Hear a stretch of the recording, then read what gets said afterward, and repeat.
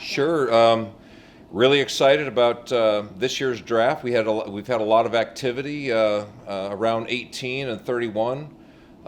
We feel that there are really two good spots that we can get some help for your Dallas Mavericks next year, and excited about the start here. It's going to happen in the next 2 hours. So fire when ready. Okay, Eddie, go ahead and unmute yourself. I can. I'm just wondering how much tougher it's been this year. Donnie, the way you draft talent, has it been tougher to get hard information, and how much have you had to rely on your scouts and college contacts to do all of that? Sure, Eddie, a little bit more challenging than your normal year without the post-draft camps and such, and seasons cut short and whatnot. But everyone's at the same disadvantage. So with our worldwide scouting base, we feel prepared, whether it's domestic, international, and so we're all at the same disadvantage. So that being said, we've got all the information we need to pick the right guys. Eddie, are you good? Thank you. Okay, Dwayne, go ahead. Yes, Donnie, what type player are you guys looking at the 18th spot? Anybody in particular? Sure, Dwayne.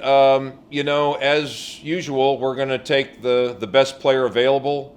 There's probably a little bit more attention to the small forward spot than there has been in past drafts in terms of focusing in, but that doesn't mean that if the right talent, whether it's 1, 2, 4, or 5 falls, that we're not prepared to pull the trigger. So a little bit more of an emphasis in that direction than normal, but if the right guy falls, we're not afraid to go ahead and draft, not based on need. All right, thanks, Donnie. You're welcome. Brad Townsend, go ahead. Hey, Donnie, you mentioned a lot of activity around 18 and 31. In 18 in particular, if you were to handicap it here an hour, a little over an hour before the draft, how likely are you to make that part of a trade, whether it's to move up or move down or acquire a player? I'd say it's probably 33% each way. We've got some trade up possibilities that I think are intriguing. We really like the pick and the area. So, and there's also some trade down where we could kind of look to split the aces, so to speak. So, if you're asking me right now to handicap it, it would be a 3-way coin flip. Thank you. You're welcome. Okay, Isaac Harris. Hey, Donnie, how would you describe this international class for this draft compared to past years? Solid. Some really good players up high with Denny.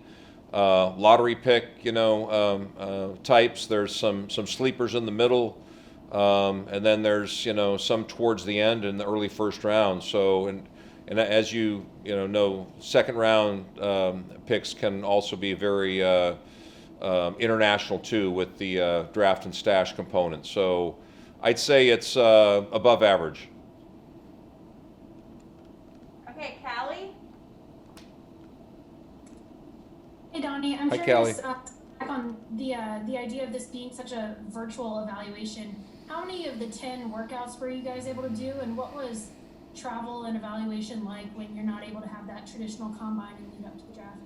Sure, Callie. It's look, it's never easy, but like I said, we like to base most of our intel and information on actual the meat of the players and what they've done during the season. Obviously the NCAA tournament was cut short and some of the international competitions, but we've had a chance to, I think, gather enough information where we're going to make good, solid decisions.